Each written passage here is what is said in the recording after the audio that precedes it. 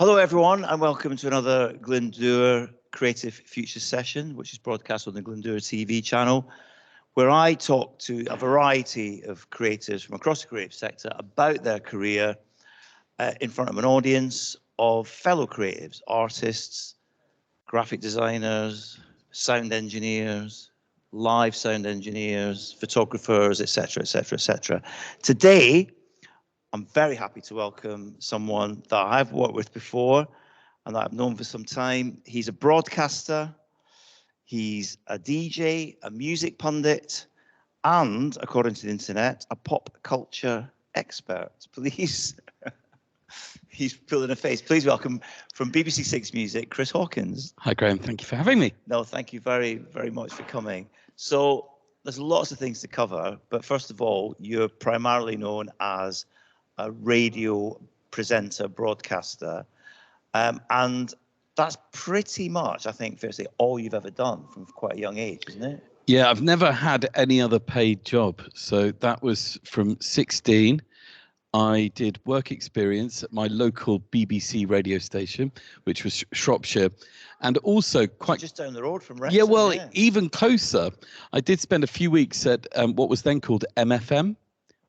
Marchesang, and spent some time behind the scenes, sort of watching DJs and making tea. So did you basically go and knock on the door and go, have you got any jobs? Yeah, well, at Radio Shropshire I did. It was a proper work experience placement, but I never left. I just kept turning up. There were no security passes in those days, so the door was always open, and I literally just took advantage of that and kept going back until it got to a point where I was capable of doing paid work, and that carried on till I moved to Nottingham, another of your old stomping grounds. That's where I started DJing. Yeah, and used to go clubbing at all of those venues that you played, and shop at Selector Disc. Yeah. And then from Nottingham moved to London, and what was then called GLR, which was the BBC station for London. Chris Evans, Danny Baker, Chris Morris, Emma Freud. They were just some of the presenters on this station when I was in Nottingham that I desperately wanted to get to.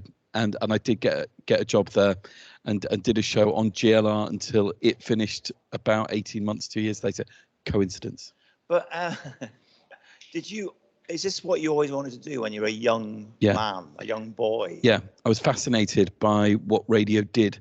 I was fascinated by the fact that it felt like the DJs, the presenters were talking to me, that it felt like, as it is, a real one-on-one medium.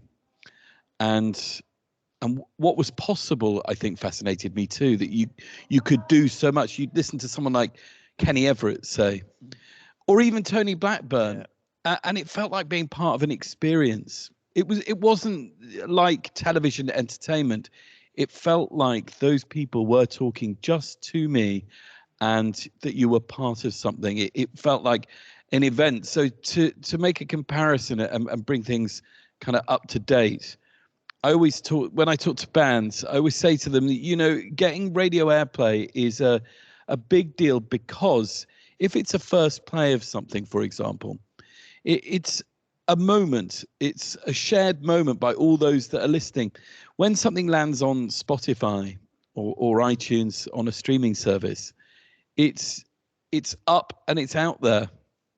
But when it's on the radio, there is something about that special moment. Yeah, because like if you're playing something on your Six Music very early breakfast show, which I actually listened to on the way to doing my breakfast show, if you're debuting a new single by, whether it's a new band or a well-known band, you're able to talk about it and get across how much you love it and how great it is. And you can't buy that, can you? No, and that's one of the great privileges of working at a station like Six Music, where we get so much freedom to play what we want, and there is an enormous thrill in giving first plays to bands. So you wanted to be on the radio, and that's presumably why you went and volunteered it. So how important do you think volunteering is for anyone? It's really important, and it's common in any creative industry, I think, unlike lots of businesses, lots of workplaces, and it's frustratingly the case, I think. But I think that if it's what you want to do, you've got to be prepared to do it for nothing for as long as it takes. Not even you be, I think, foolish to try and put a time frame on it. You just need to do it till it feels. What year was this, though, when like you went to volunteer radio? It's going to turn. Mid-90s. Mid-90s, so it's pre-social media, obviously. Yeah. Pre-internet, well, kind of early days of the internet. But I suppose in the 90s, you couldn't really go and learn how to do radio at any establishment. That was the only way to learn how to the skills, wasn't it? Yeah, it was to watch people, talk to them, go to the pub with the DJs and presenters. That's kind of how I learned a lot of my skills, especially recording studio skills, is by watching engineers. Do you think there's a lot to be said for watching someone do their craft? Yeah, and there was a lot to the craft even in the 90s. There was still vinyl. Jingles were played off cartridges. Yeah. All of which is replicated oddly now. Even jingles are still on what are called carts. Yeah, but they're just touchscreen. Yeah, I think it's true. It's the same with music production, nightclub DJing, but even like graphic stuff. Instead of like pen and paper, it's all like digital as well. But you're right. Watching somebody do what they do and taking it all in, but presumably it helped build your confidence as well. Yeah, I was a bit of a geek, and most people in radio are. Yeah, they really are. Yeah, it's a rare breed, the radio person. I think I also, there was a club in Shrewsbury where I'm from, and I used to occasionally go in and watch one of the DJs there, and there was a teen night. Remember, they were, I don't know if they still exist, but they were quite common. I'm not sure that teens, they've got more entertaining things to do with it. Yeah, I do remember the teen night. They're too savvy now. Under 18s. Yeah, and so it was a sort of non-alcoholic sort of disco. Grown-up clubs. Yeah, they do. Yeah, that's so true. Yeah, I've got a 12-year-old who's knocking on that door already. So I then got an opportunity to I mean, calling it DJing would be stretching it, but I would play tunes for 20 minutes, half an hour on that night occasionally. But it was only after watching radio presenters in their studio or a DJ at the decks that I felt the confidence. You kind of replicate what they do.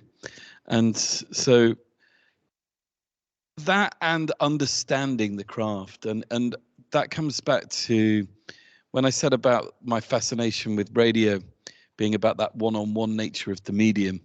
That remains now. You know, a good broadcaster will always make it feel like you're talking to them, to you as an individual. But watching, okay, you're talking about radio or DJing, but I suppose watching anyone, whether it's a painter or a designer or someone making something, and watching how they do it, you're going to learn and get ideas. But then I suppose it's all about putting your own spin on it. What was your first proper broadcast? Do you remember that? Yeah, I did a Saturday afternoon show on BBC Radio Nottingham. And it was during the summer when there was no sports. They used to fill Saturday afternoons with, well, anything they could. And I did a 2-hour. Yeah, like anyone? It was myself and Richard Bacon.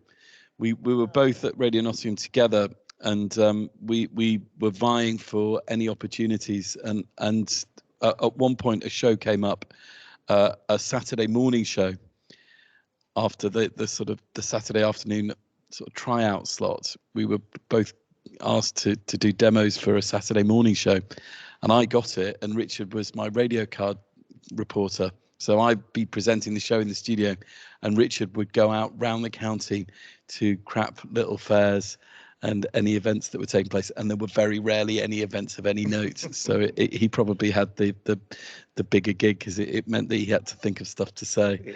And then he went on to do the Big Breakfast. That's right. And then, of course, he was very good on 5 Live as well, wasn't he? He was. So he's learned his craft going around Nottinghamshire. Yeah. It's a craft. And we did that for a long time. I mean, we were drunk for most of it, for nearly all of that time. And we had so much fun doing it, because between us, we'd be depping, filling in for other DJs as time went on. And we were kind of covering all sorts on the station. So, but we had a real laugh at that time. It was good fun. You've mainly worked for the BBC, but you've done a few things for non-BBC stations, haven't you? Yeah, not much, but a bit. Yeah. When I finished at BBC London, I got asked by the head of Radio 2 and this new thing called Six Music to start doing some Radio 2 shows ahead of Six Music launching, because I was only very, very young at the time. And not that experienced looking back to be given a show on Six Music. Six Music celebrated a big birthday, didn't it, the other week? Yeah, 20 years. 20 years. So at the very start, the big boss said, look, do some shows on Radio 2 and go off to do some commercial radio. So I worked at a station called Real Radio in South Wales. Again, this is another example of having to go off and learn your trade. And it actually cost me money to do that.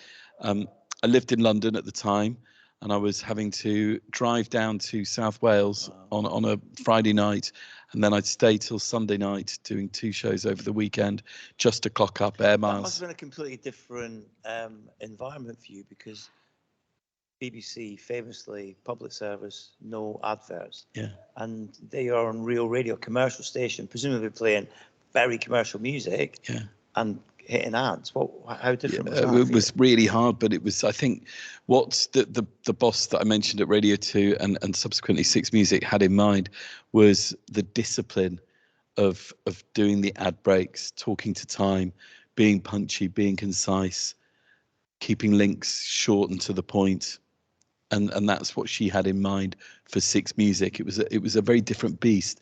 Radio 1 and Radio 2, obviously well established and have a certain style which is more meandering, perhaps, certainly Radio 2, where Six Music was going to be all about the music and therefore needed tighter, shorter delivery from the DJs. Why do you think? Because if you look at the other digital stations on the BBC, they're all extra, right?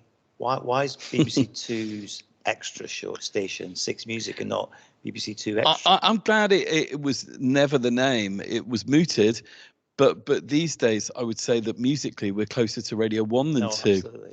So we could have been lumbered with that name. Yeah, but I think as well, because Radio 2, I don't know if it's an age thing, but Radio 2 is a lot cooler than it was when I was younger. Yeah. And I think 2 Extra might not have had the same kudos as this new station. No, the great thing was that we were never a sub-brand of any kind. And I'm doing shows on Radio 2 again now, as well as my Six Music show, and it's a very different station to the one that I was working at 20 years ago. How why Six Music been so popular? Because you remember famously the BBC said we're going to shut it down. Yeah. And then there was such a furore from people who make music and people who listen to it, and it survived and it's gone from strength to strength. What's its appeal? No adverts, no commercial music. It's really cool stuff and not always the obvious stuff. I think that's it. Yeah. You've just described it perfectly or defined it. I think that it's that, and I think that niche is cool. I think we are a niche music radio station, really. I did an interview on Times Radio a few weeks ago with Ruth Davidson, who was the MP, and she was asking me about the Six Music Festival, which was in Cardiff at the beginning of this month. And she said, can I let you into a secret? I'm scared of Six Music. I'm intimidated by Six Music. That is definitely not the intention. I kind of knew what she was saying, but the point is it's a very open door, and it's a station for music fans, and it's a station that should appeal to anyone that wants to learn more about music that's out there of all genres. I get that, but of course Ruth Davidson's a Tory MP. They don't know anything about popular culture, do they? A Scottish Tory MP. A Scottish Tory MP. Yeah. And look at the current culture secretary, for example. But let's not get into that. No, let's not. You've been at Six Music since the beginning, then. Have you always done that really early breakfast show? I mean, that's your mainstay. Yeah, I have. I've done different shows over the years, but that's been the mainstay. And you know, the big question I always get asked is, first of all, how do you get up at that time? And what time do you get up? I get up at 3:42. Yeah. That is back timed. 3:42 is an odd time to get up, but it's back timed from my show starts at 5, and to eke out every last minute of sleep that I can. It takes me from 3:42 to 52 to get showered and dressed. 53, I'm in the car. I arrive at Media City in Salford at 17 minutes past 4. Walk into the building at 19 minutes past. By 4:30, I've got 3 coffees all ready to pour hot water on, and have half an hour with my producer before we go on air. So for those who don't know, back timing is a particular skill for radio where you've got a clock, Yeah. you've got music, Yeah. and you might have, on my show I've got adverts. You might have promos, right? That's like adverts, and you have to make sure that when the second hand hits the top of the hour, the news goes on, or the bottom of the hour in your case. Yeah. If it's a skill. You take the back timing skill. Back timing, knowing when to start a record or when to fade a record and when to do your link. You've taken that to your everyday life. Yeah, I don't think I've got any discernible skills, but one thing I can do, and it should go on my headstone, he was bloody good at back timing. I can back time, and I can talk up an intro reasonably well, and even though I'm not musical in any way, I don't play any instrument, I can talk over music and hear how to do that. But again, that's something it's difficult to teach that, isn't it? It's something you just learn. Again, we're coming back to the same thing over and over, and I think it applies to so many different. So listening to the radio, creative industries. Oh, I see what he's doing. I talked to Greg James recently. So Greg James, who presents the Radio 1 Breakfast Show, I was doing a talk at a school, and I wasn't very old myself, but a friend from school was a teacher, and he said, "Can you come and talk to my class?" And it was a Friday afternoon, and these kids, Friday afternoon, they were there's a guy from the radio coming in, and we're gonna have an hour before the weekend with this guy from the radio, and they all sitting there with their coats on, bags packed, messing around. Last thing they wanted to be doing was listening to me drone on about my life in radio. And eventually it came to it was like a painful hour, and it came to an end, and the bell went, and they all sprinted for the door to start their weekends. One kid came up to me afterwards. I didn't bother to say any questions because it was clear there weren't going to be any. But one kid, I said, "See me afterwards if you want to ask anything else." One kid came up to me and said, "I think I'd like to be a radio presenter now." And we talked some more, and now he presents the Radio 1 Breakfast Show. That's a great story. So Greg is a good friend, and recently I do a podcast that you've been on and been brilliant on. In fact, I was going to ask you about that. Top 5 out of all the numbers, Graeme Park. Oh, really? Yeah. That was your first live one, wasn't it? It was, yeah. We did Clint more recently, Clint Boone. Yeah, so How to DJ is a podcast that you do. Yeah. That's separate to the BBC. Correct. It's not on BBC Sounds, is it? No. And you talk to not just club DJs, but radio DJs, celebrity DJs, DJs who are very specific about their craft. Yeah. How did that come about? It was everyone thinks they've got a podcast in them. Be very careful, I would say, for anyone that's thinking about just starting a podcast, particularly if you think your mum is the funniest mum in the world. That's when you should put the brakes on and really, really think hard about what you're going to do. I wanted to do something. I got a few offers to do some interview programs, and I thought they were all too vague, because I think that mates chatting runs out of steam after about 3 episodes, and so wanted to have a focus. And because of what I do, I've got quite a lot of friends that are DJs. Most of my friends are DJs in some capacity. So it was a simple call for booking most of them. And it's the brilliant thing that the feedback that I get from it is that you can really take something away from it. You can learn something. You get a good idea about music choices from each of the guests, and we build Spotify playlists around each of the appearances. And I've got some great ones. There's some good people lined up. Greg and I talked about rhythm. So I wouldn't, because I can't play a musical instrument, rhythm is not what I don't consider myself to have any natural rhythm, but what Greg and I agreed on is delivering radio shows, certainly music radio shows, is about rhythm. It's hard to say why you do or don't like someone. When you hear people say, "Oh, I love her, she's a brilliant DJ, I love listening to her," it's quite hard to then ask someone why. and they can very rarely can they actually tell you why they love listening to someone. And I think that rhythm actually is one of the reasons that makes someone appealing. Rhythm is a dancer. Yeah, and a DJ. Outside of your BBC work and your podcasting, I know you do a lot of corporate work, and you do a lot of, I mean, you do a bit of club DJing, but I know like you interview people, etc. How do you ever work with someone who's not making music, or a musician or a band, anyone who is a creative in another sector? Yeah. Yes, and like you, I know that you feel the same. It's nice to do stuff outside of your comfort zone or outside of your regular world. So earlier this week, I did it was hard I found it tough actually. It was an in conversation on climate change, and with a guy who really knows his stuff, and did an hour with Professor Al-Khalili, an esteemed scientist, talking about how we should all learn to think more scientifically. So that is a kind of way, I suppose, of flexing.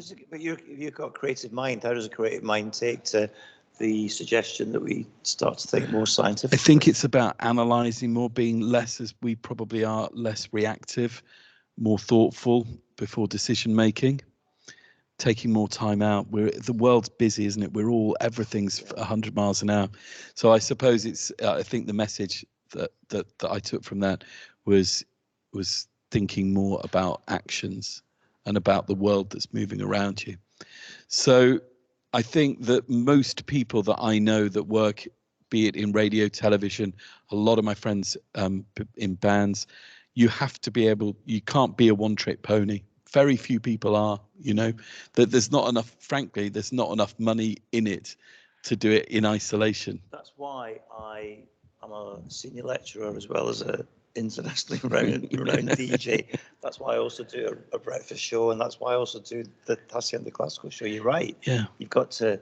I'm a big fan of trying different things out, because if they don't work out, at least you tried. Yeah, and I think that it's also a perk, of the job. When you get to a certain point, you get asked to do things outside of the day job, and actually you start to really enjoy doing those other things. And at first, I think you end up doing them just for money, and then as time goes on, you're able to pick and choose a bit, and you find that you actually really love a balance between the day job and anything else that might come about.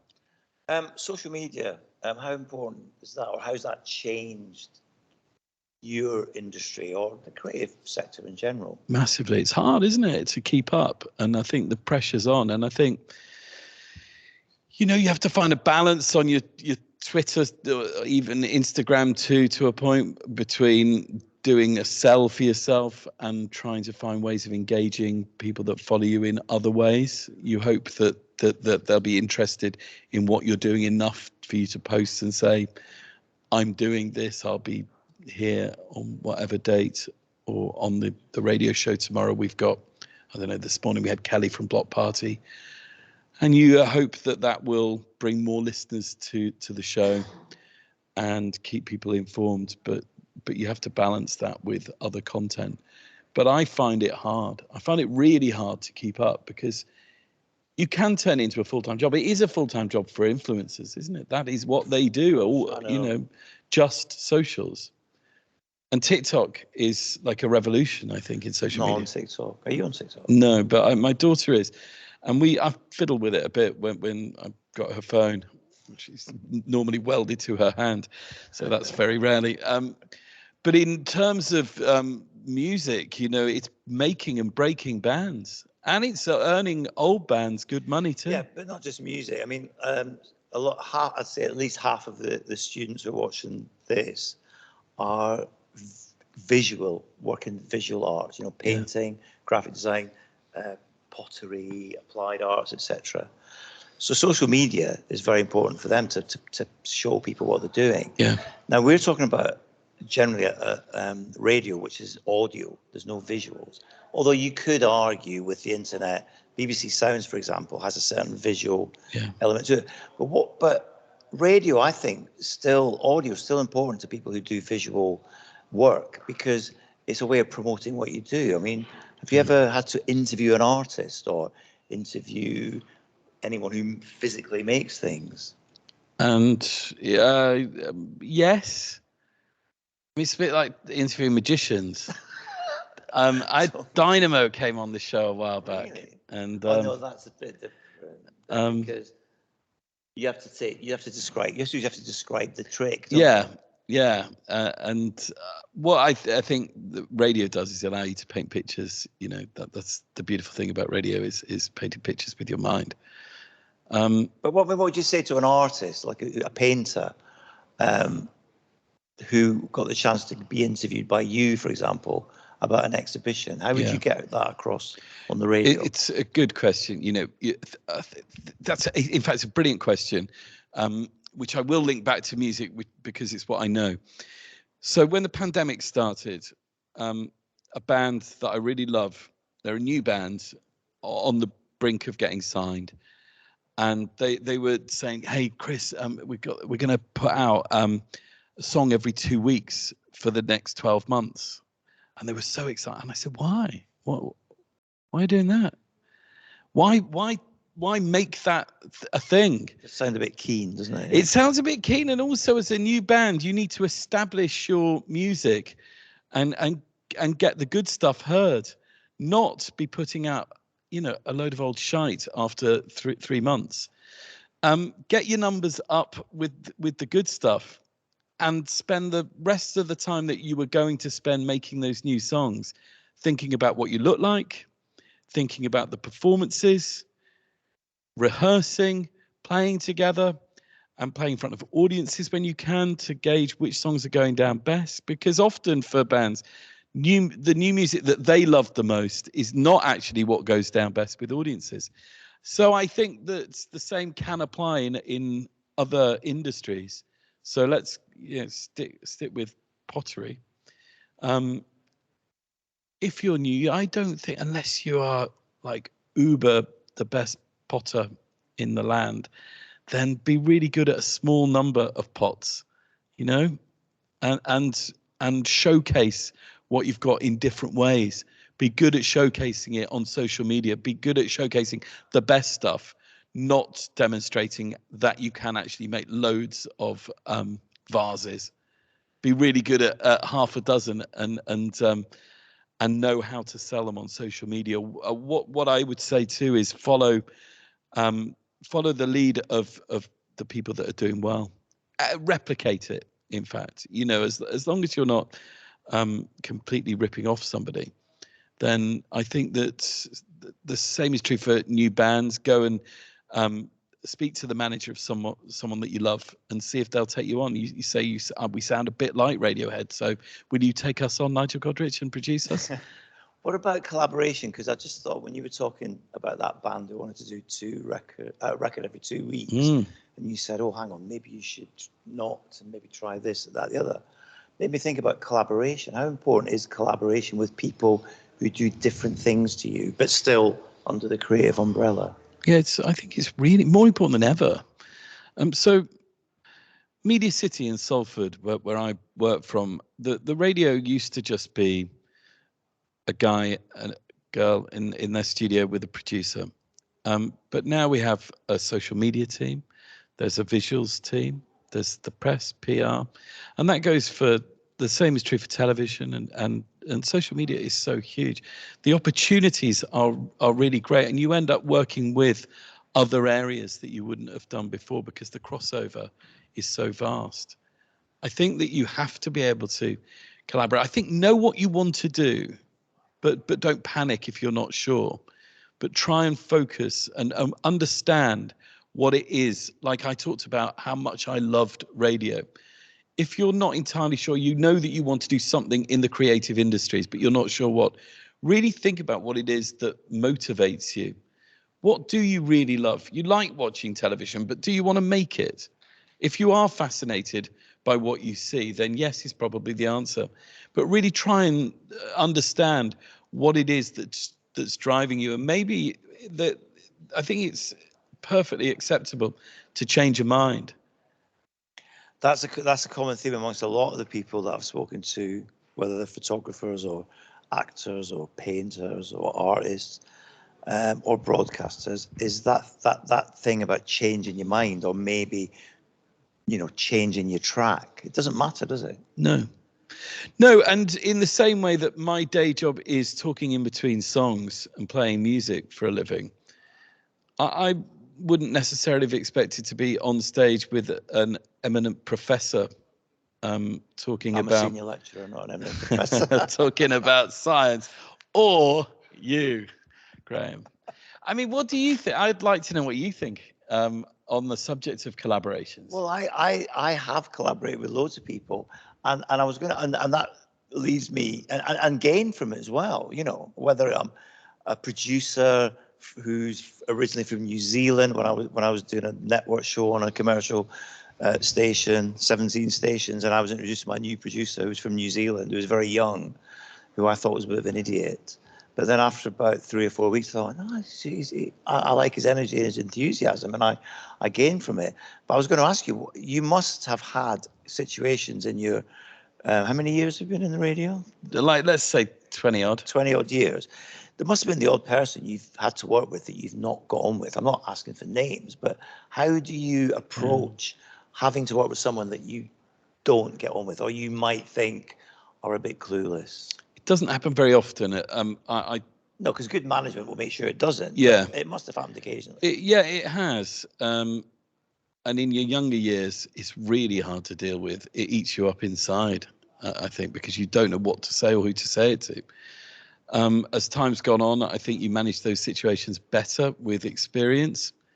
I wish that I'd dealt with some situations better when I was younger. You can be hot-headed, and So I'd go along. I was the same. you know, you can shout at the wrong people, and not take responsibility yourself. Often those people, even if they were awkward, they might have been right, and you have to accept that. And often it's only afterwards. But I think that I've learned that a producer that I've got now came from Capital, and Capital Extra was his last gig. And he's not an obvious fit for Six Music, but it's been really, you know, we don't often agree on how to do something, but I take on board his opinion, and it's made me, I think now, even a better broadcaster, sharper. His thoughts on how to deliver something are different. So it's fresh. There are alternative ways of doing things. Do you think then that it's good to have a fresh pair of eyes or ears in your case to come in and go, look, I know you've been doing this for years, or traditionally since the show moved to this slot or whatever, but I want you to try this. Now, even if your initial reaction is, why? Yeah. Why do I have to try that? The other, I worked with two producers. The other one has said, look, we're going to stop using paper. No more paper scripts. No notes on paper. We're going to do it all off screen. And I was in bits. And we're now about 3 months since he introduced this idea.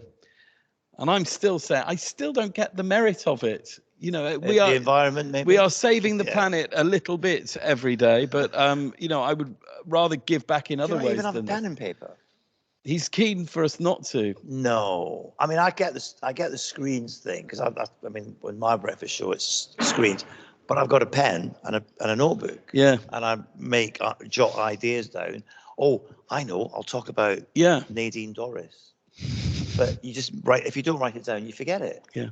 You need pen and paper. Yeah. Well, he's keen for us not to in the studio. He wants it all. He feels like there's a certain gloss that can be delivered without anything written down in the rustle of paper. Yeah, but so I can sense a healthy bit of skepticism, but you've run with it and you've tried it, and you're getting there. Well, do you know where we're at now? We're doing both. So everyone's a loser. There you go.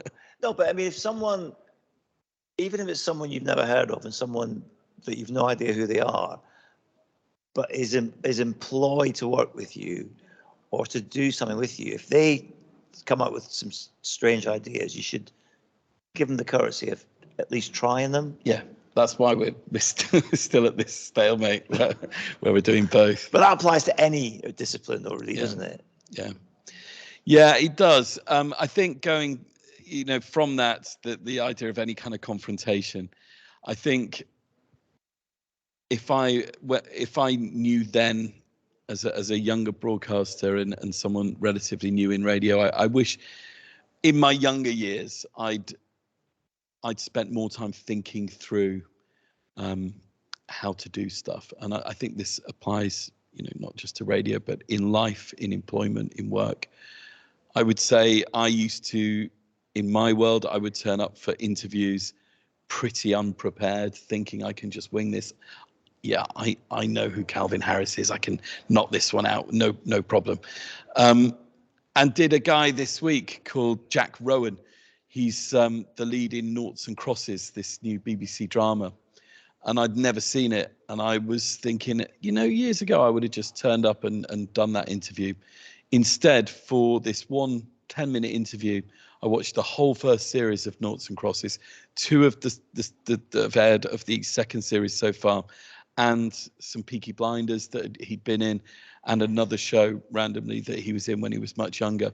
So that research, I think, is perhaps in recent years, that's what I've taught myself is really important. See, that's the thing I was going to ask you about, confidence. And do you not think, from what you said, when you're younger, you think, you come across as confident and you think you're confident, right? But then as you get older and wiser, your confidence actually grows. Yeah. And so therefore, that's why you did the research. So you could confidently interview him. Yeah, absolutely. Know your subject. And I think, again, going back to the potter, I think it's kind of good, whatever you do, if you design coats or make pots or are in a band, be able to describe what you do, be eloquent with it. When someone asks you what you do, well, I make coats, I design, I'm a fashion designer. No, I only do.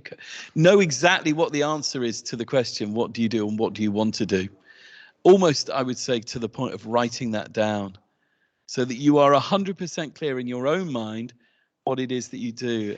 Do you think when you're younger and starting out on the creative journey, you think you're confident, but that is actually arrogance? Yeah, I think it's easy to feel an imposter syndrome, I think, when you're younger. Listen, I still feel that now. Well, I still do too. I'm still in awe of the people that I get to work with. Yeah. And my younger self that I talked about in Nottingham wouldn't believe that I was sitting here now with you. Well, that's one of my questions is, what if you could go back to Nottingham and what would you say to your younger self? I'd have probably said, Graeme, do you want to start a night together? And I've done a lot of that through the years. You join forces with brains that are similar to you, and you end up gravitating towards people. It's weird. Through life, you will keep doing that, I think, and I still do it now. So, what would you say to the young Chris Hawkins? What was the question? If you could go back in time, what would you say to your younger self as you're starting out on that radio journey? Yeah, be prepared. Be more prepared. And be confident. And I think you have to know that you are going to keep on learning. I think the key is the preparation thing. No, because you can't give yourself experience. Only time does that. Yeah. I mean, I've got to be honest, because I know you and we've worked together before. I perhaps didn't prepare as the same way as I did for a normal interview. But if you were, let me think, if you were Greg James, for example, as you mentioned earlier, I know who he is, but I don't know much about him. I would definitely put the research in. Yeah, it's really important. It's not just when you're interviewing someone. It allows you to hold yourself better in conversation, in an interview. Just going back to the kind of creative sector in general and visual stuff, you're a patron of the Old Courts in Wigan and Square Chapel in Halifax. How did that come about, and how and why have you chosen to be a patron of arts centres? That's again, I think it's the experience thing. Your name perhaps starts to stand for something that sounds really self-aggrandizing. It's not meant to, because what that patronage does is allow me to support two venues that I think are fantastic. And I having moved out of London, I lived in London for 15 years. I am a real flag waver for anything that's outside of London. I think it's still, the world is far too London-centric. And those two venues are really special. If they were in London, they would be jewels in London's crown. So I think it's an opportunity to shout about the arts outside of London, and allows me to go to those venues and suggest events that would work, do good stuff. I did an amazing night at the Square Chapel in Halifax with Brian Blessed. So the brilliance of the people there allowed for it to be an in conversation with Brian Blessed. That was what it was billed as. But what they actually built around it was an introduction where I brought on Brian Blessed, and then a screening of Flash Gordon. So he's the guy, for those that don't know, that does fire. He's alive. Gordon's alive. And claims to have like walked on the moon and shit like that. And he says that NASA talked to him first when they want to create new spacesuits. You know, he's 86, 7, something like that, and been an actor all his life. Anyway, yeah, he then we did this in conversation with him, and that's with doing one of those with him is what you do is you walk on and say, ladies and gentlemen, Brian Blessed. Brian, how did you get into acting? And then about an hour later, you say, thank you very much, Brian Blessed, because you can't get a word in edgeways. And then they had a Queen covers band come on and do Flash. Yeah. So being creative, having the opportunity to put on nights that are memorable at those venues is fantastic. Just a few questions before we wrap up. We've done the younger self question. When you were younger, who were the broadcasters that you aspired to, that you thought, this is what I want to do? Tony Blackburn stands out as the presenter of the Radio 1 breakfast show when I was a kid. And his technical ability, his delivery he was the first ever voice on Radio 1. He, I think, still now has that unique touch that I suppose he was a hero. I aspired to do what he does. And then it was Chris Evans and Danny Baker, because of the way that they were reinventing radio, making it sound less commercial, more conversational. Yeah, that's interesting, because my radio influence would be John Peel. Yeah, do you know what? I would just be lying if everyone says that. But yeah, I can't say that because, John Peel, of course, was such an important voice for me on the radio. But I wasn't the age that whole line about listening under the bedclothes. I think the difference is the people that you mentioned are very, very good at the entertainment in between the records. Yeah. Was John Peel, it was all about mainly about the music. I think that's the difference between the type of presenter you are and the type of presenter I am. Yeah, I think it is, and I try and find a balance. It has to be a balance. First thing in the morning, when I'm on air, by the way, yes, I get up at that time that I mentioned earlier, 3:42, and on air at 5. Once in and on air at 5, you're there and it's great. There are only 7 shows a day on 6 Music, and I get to do one of them on the greatest station on the planet. So that's the motivation for getting up at that time and getting to work at 5 a.m. And the audiences, as you know, are biggest in radio at breakfast time. No, I know. And I try not to get too geeky. My life is about living and breathing music and discovering new bands and getting to interview bands and playing them on the radio. And in the morning, I try and demonstrate how excited I am about playing music, but I also know that no one needs catalogue numbers, record labels, and long lists of tour dates at 6:20. What's the most famous person you've interviewed? The one that you've gone, oh my God, I can't believe I'm interviewing this person. The best ones are Dave Grohl, Jack White, Bjork, And I would say Sam Fender, before he was famous, showed real signs of being somebody. And how do you approach interviewing someone who's really famous? Because obviously, as a music fan, you must be like, oh my God. Yeah. No, I still get stupidly excited. You know what? It's research again, preparation. I've got doing Johnny Marr next week, and I've never interviewed Johnny before in all the years. And I feel like, I love the Smiths, know all the Smiths songs. I know most of what Johnny's done as a solo artist and how important he is in music. One of the greatest guitar players of a generation, probably in the world. But where do you start? So I will really think that through, and that's something I'm doing next week. I'm going to go and see him on Sunday night and watch that performance and try and bring something fresh to.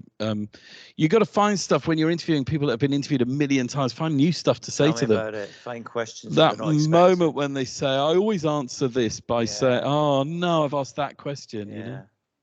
I always find there's one question that they always say never ask a band. That's how they got their name. So actually, I do ask that question quite often because no one else does. That's a good question to ask. So let's wrap up with how long can you keep getting up at 3:42, and what's the future hold? Where do 6 early breakfast presenters go? I don't know. I don't know. It's a good question. Another theme that from all the creatives you've spoken to, none of them have a long-term plan because it's the nature of the creative sector. I can't control what I even do now, or what I do in the future is in the hands of other people. There's not an obvious trajectory that like there are trajectories in traditional workplaces. What I do know is that in the short term, I've got a massive project with Yoko Ono and Sean Lennon that I'm working on for the BBC, and some other stuff that's happening for the BBC that probably it would not be wise to mention yet. Okay, tell me afterwards. But yeah, of course. You can wake up as a freelancer on any given day and do the one thing that you do regularly, as in do my show. And then at any point, the phone can ring and you can be asked to do something that's linked to the day job, but not obvious. So yesterday, Lush, Lush, the soap people, I got a call from my agent saying they're launching a new album. It's in London and it's in a fortnight's time. Can you go and host the launch and interview Mark Constantine, who's the founder? He's got a great story. He was homeless and then set up a cosmetics company, mail order cosmetics company that went huge. And Lush, as I've learned quickly, now have 900 stores around the world, and they're releasing an album. And I'm going to go and interview him and do that launch at their swanky London base. They have started spas as well. So the face masks are great. Right. The face washes are great. I was going to say, how come your skin looks so good? I used to use their beard wash, but anyway. Right. Well, so things can pop up. Things do. Brilliant. That you don't expect. Like someone to talk to us here at Glyndwr University. Well, look, Chris Hawkins, 5 a.m. weekday mornings. That's why I look like this. On 6 Music and How to DJ podcast, which is available from all your usual podcast outlets. Yeah, and that's an inspiring listen. I just ask basic questions. It's what the guests say that's really inspiring. Great. Well, listen, I think you've been inspiring with your insights and quite an inspirational outlook on everything. Thank you very much for joining us, ladies and gentlemen. Chris Hawkins. Thank you, Graeme. Cheers.